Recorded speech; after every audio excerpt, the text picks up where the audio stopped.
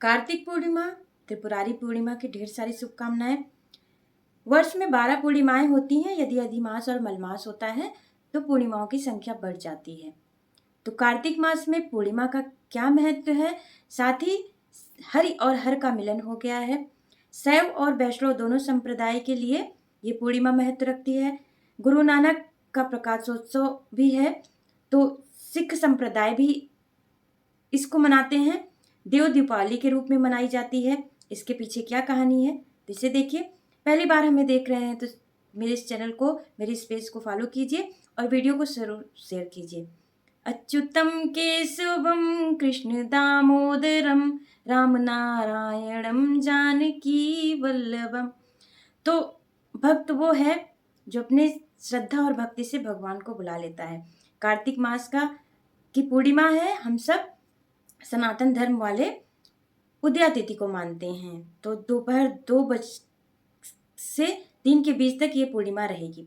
लेकिन कृतिका और रोहिणी नक्षत्र के बीच अगर भगवान शिव की हम पूजा करते हैं, साथ ही 6 कृतिकाओं का हम नाम लेते हैं, तो मान्यता ये है कि हम 7 जन्म तक ज्ञान, बुद्धि और धन को अर्जित कर लेते हैं और हमारे समस्त दोष समाप्त हो जाते हैं।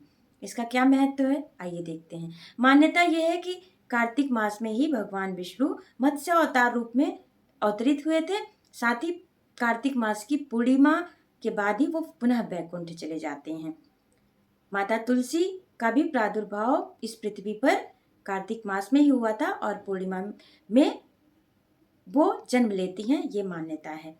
साथ ही भगवान विष्णु की पूजा की जाती है और भगवान विष्णु काशी आते हैं भगवान शिव की पूजा करने। देवता भी वहां आते हैं, दीपदान करते हैं, इसलिए इसे देव दीपावली के रूप में भी माना जाता है। राधा और कृष्ण की पूजा की जाती है। राधा की पूजा और कृष्ण की पूजा आप जरूर कीजिए। अगर घर में तुलसी का पेड़ है तो उसके नीचे राधा कृष्ण की पूजा की जाएगी, उनके रूप को। अगर तुलसी नहीं है तो आंवले के पेड़ के नीचे की जाएगी। तो इस तरह ये पूजा की जाएगी। एक और मान्यता है कि त्रिपुरासुर नामक राक्षस का वध भगवान शिव ने प्रदोष काल में अर्धनारीश्वर रूप में किया था, इसलिए बाद में उनका नाम त्रिपुरारी भी पड़ा और इस पूर्णिमा को त्रिपुरारी पूर्णिमा भी कहते हैं। त्रिपुरा साथ ही पांडव जब युद्ध समाप्त होता है तो अपने पूर्वजों के निमित्त उन्हें मोक्ष प्राप्त हो, वो काशी जाते हैं और दीपदान करते हैं, इसलिए दीप दीपावली भी मनाई जाती है। कृतिका नक्षत्र 1:35 तक है, उसके बाद रोहिणी नक्षत्र लग जाएगा। कृतिका नक्षत्र में भगवान शिव की पूजा करनी है, विशेष पूजा करनी है। और जो 6 कृतिकाएं थी, शिवा, संभूति, संतति और प्रीति, अनुसुईया, क्षमा, इनका नाम लेना है। इस नाम से आप पूजा करनी है। तमिलनाडु में अरुणाचलम पर्वत जो है उसकी परिक्रमा की जाती है, उसे महापरिक्रमा के नाम से जाना जाता है। माना जाता है कि यहाँ कार्तिक स्वामी का आश्रम भी है और स्कंद पुराण को यहीं पर लिखा गया था। तो इस तरह इसका महत्व है। हमें क्या नहीं करना चाहिए, तो आज के दिन हम किसी और के घर का अन्न ना ग्रहण करें। साथ ही दाल, चावल, मूली, गाजर, बैगन, कुल्थी आदि का सेवन नहीं करना चाहिए।